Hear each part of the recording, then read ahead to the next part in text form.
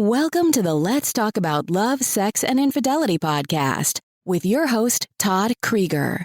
Todd has over 35 years of experience working with thousands of couples as a licensed therapist in his private practice. Todd shares his insights on this show. It's never too early to divorce-proof your marriage or too late to heal yourselves and have the relationship you truly want. Hi, everybody. This is Todd Krieger. I work with couples, help them heal from crisis, rekindle passion. I help with individuals, help them heal, overcome shame, guilt, which is some of what we'll be talking about in a minute. And I ultimately use eye movement desensitization and reprocessing with trauma treatment that helps people heal from their shame or from other kinds of past traumas. Today, we are talking about this other communication block when somebody slips into shame or guilt. But most of us shame, because guilt is feeling bad about what you do, and shame is about feeling bad about who you are. There is a relationship there, but so you can combine the two. But I'm really focusing more on shame when a person slips into this shame state, but they feel like a bad child, so they aren't available. Again, like I said, my name is Todd Krieger, and I'm a licensed clinical social worker, marriage family therapist. I've really helped thousands of people be able to access their adult self as opposed to try to communicate from their shamed younger self. That never really works. And I've had a lot of success with it, and it changes the lives and the health of the individual, and it also helps relationships thrive. I do want to tell you that if you click on the link below, it's 3 ways to reconnect without talking, and it's a guide that stops arguments and shows you 3 simple, powerful ways to reconnect with your partner without needing to talk more, solve more, or explain more. Okay. I do want to tell you about a couple I work with. Their names are Cheryl and Jerry, and I'll get to Cheryl and Jerry in a second. But sometimes in conflict, you don't lash out, as you'll see with Cheryl and Jerry. You collapse. Your chest sinks. Your voice disappears. You feel small, like a scolded child. I see this a lot in the sessions. I see it with couples. I see it in their body language, one of the partners. It's not because you don't care, even though the other person might experience it that way. It's actually because you care so much that your nervous system shuts down from shame. When people feel shame, they oftentimes have the response of shutting down. And that shutdown is one of the most misunderstood reasons we disconnect in relationships. So let's talk about what really happens when guilt and especially shame takes over, and how to find our way back to connection without having to over-apologize or over-explain. Like I said, I've helped people break free from shame-driven patterns that keep them stuck in cycles of disconnection, self-blame, and emotional paralysis that leaves the other person feeling alone. My work is about helping you come back into your body, into your truth, and in your relationships with dignity. So here's what shame sounds like in a relationship, things like this. Yeah, I've heard this so many times. It's all my fault.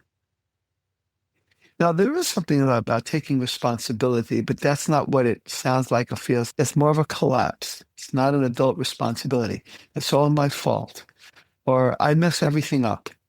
You can hear the all or nothing black and white words. I'm the reason we're not okay.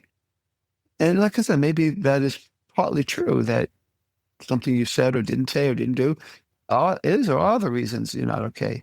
But it's when the person's, I'm the reason we're not okay, it's coming from a shamed self, not someone who is ready to really try to do some connecting and healing.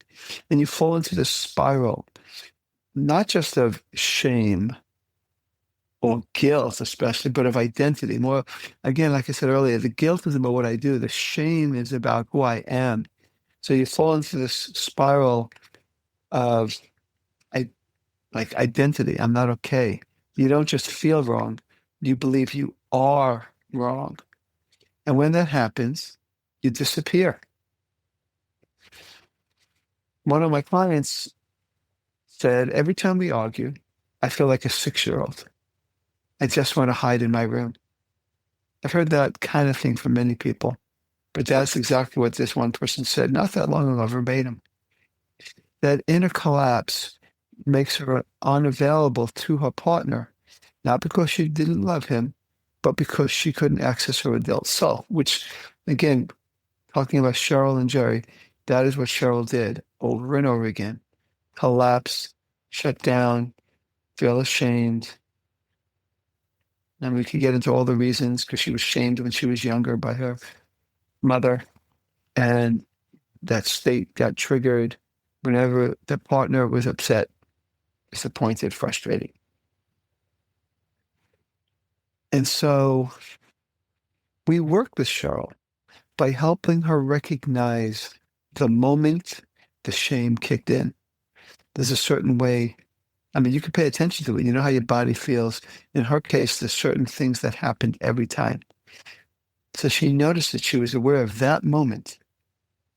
And this one time, instead of spiraling, she paused and placed her hand on her heart, as we talked about in the session, and whispered to herself, "You're safe now." You know, that is a presence. That part of her is that adult self. She's not fused or blended with the part of her that's ashamed. It's still there. But again, instead of spiraling, she paused, placed her hand on her heart, and whispered, "You're safe now." She grounded herself with her breath, felt her feet, and imagined the adult version of herself stepping forward. I had her imagine that beforehand, and when the scrap hit the fan with Jerry, she was able to do that. And then, still quiet, still tender, she sat beside her partner. That was it. He later told her, "That was the first time I felt like you stayed, like you didn't disappear into shame." Shame tells you to apologize your way back to connection. Doesn't work. Real repair doesn't come from self-erasure, disappearing, not being there for you. It comes from presence. And as you are present for you, you can be present for your partner. The truth is, your partner doesn't want a shame-ridden version of you. They want you whole, grounded, and available. You don't have to explain everything. You don't have to make yourself small. You just have to stay. So if you notice yourself slipping into shame, try this. Name it. This is shame. It's not the truth. Notice how it feels in your body. And then regulate. Breathe. Ground. Touch. And then reconnect. Sit close. Breathe with that person.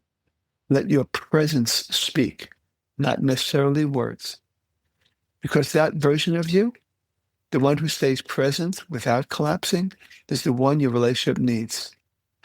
So again, I want you to click on the link that has the link 3 ways to reconnect without talking. And it's, again, a guide that stops arguments and shows you 3 simple, powerful ways to reconnect with your partner without needing to talk more, solve more, or explain more.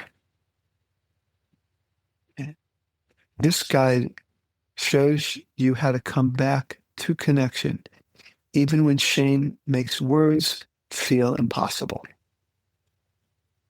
Thanks for listening. This is Todd Krieger, making the world safe for love. That's it for today's episode of Let's Talk About Love, Sex, and Infidelity podcast with your host, Todd Krieger. For free resources and materials, head over to toddkrieger.com. Loved this episode? Head over to iTunes and subscribe, rate, and leave a review. We'd really appreciate it. Thank you.